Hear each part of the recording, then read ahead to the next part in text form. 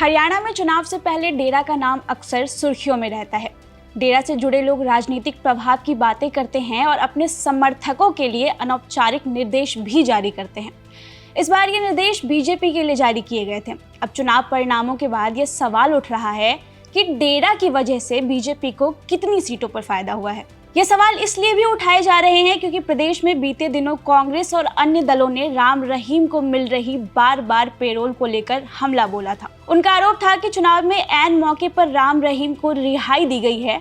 इसका असर चुनाव परिणाम पर भी पड़ सकता है। हालांकि चुनाव परिणाम के बाद ये साफ हो गया है कि इसका फायदा बीजेपी को नहीं बल्कि कांग्रेस को ज्यादा मिला है।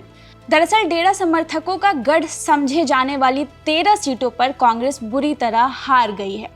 इस रिपोर्ट में उन्हीं सीटों के बारे में विस्तार से जानते हैं। फतेहाबाद में डेरा का दबदबा नहीं दिखा। फतेहाबाद जिले में विधानसभा की 3 सीटें हैं। यहाँ डेरा का प्रभाव है, लेकिन जिले की तीनों सीटों पर बीजेपी जीत नहीं पाई। डेरा के लोगों ने जमीन पर फतेहाबाद के चुनाव लड़ने वाले दुड़ाराम के समर्थन में खुलकर बैटिंग की। हालांकि दुड़ाराम समेत जिले की सभी सीटें बीजेपी हार गई। फतेहाबाद की तीनों ही सीटों पर कांग्रेस को जीत मिली है। यहाँ सिख समुदाय के वोटरों का दबदबा है। साल 2019 में भी यहाँ के 3 में से 2 सीटों पर बीजेपी को जीत मिली थी, जबकि 1 सीट रतिया पर जेजेपी को जीत मिली।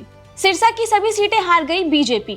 सिरसा जिले में विधानसभा की 5 सीटें हैं। यहाँ डेरा सच्चा सौदागर का मुख्यालय भी है। यहाँ की सभी 5 सीटें भारतीय जनता पार्टी हार गई हैं। बीजेपी यहाँ की 4 सीटों पर खुद चुनाव लड़ रही थी और 1 सीट पर पार्टी गोपाल कांडा का समर्थन कर रही थी। सिरसा की 5 में से 2 पर इनेलो और 3 पर कांग्रेस को जीत मिली है। कांग्रेस ने ऐलानाबाद, सिरसा और कालामवाली में जीत हासिल की है। इनेलो को डबवाली और रानिया सीट पर जीत मिली। कालामवाली को छोड़कर सिरसा की बाकी 3 सीटों पर बीजेपी तीसरे या चौथे नंबर पर रही है। गोपाल कांडा सिरसा में दूसरे नंबर पर रहे।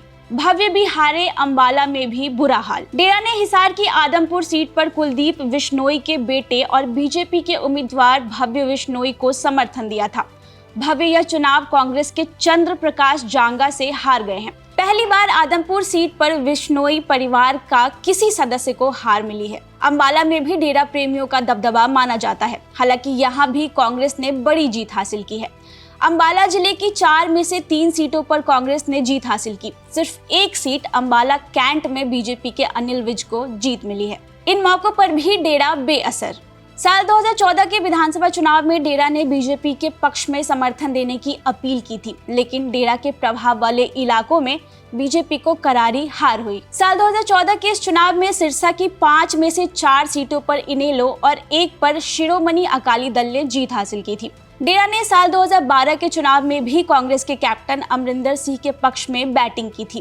कैप्टन उस वक्त पंजाब में यह चुनाव नहीं जीत पाए थे। डेरा यहाँ भी बेअसर हो गया। साल 2009 के चुनाव में डेरा ने डबवाली में अजय चौटाला के खिलाफ वोट देने की अपील की थी। डेरा की यह अपील भी काम नहीं आई और अजय चौटाला जीतने में कामयाब रहे। साल 2005 के चुनाव में डेरा ने इनेलो के सीतारमण के खिलाफ कांग्रेस के कर्मवीर सिहाग से समर्थन में वोट देने की अपील की थी।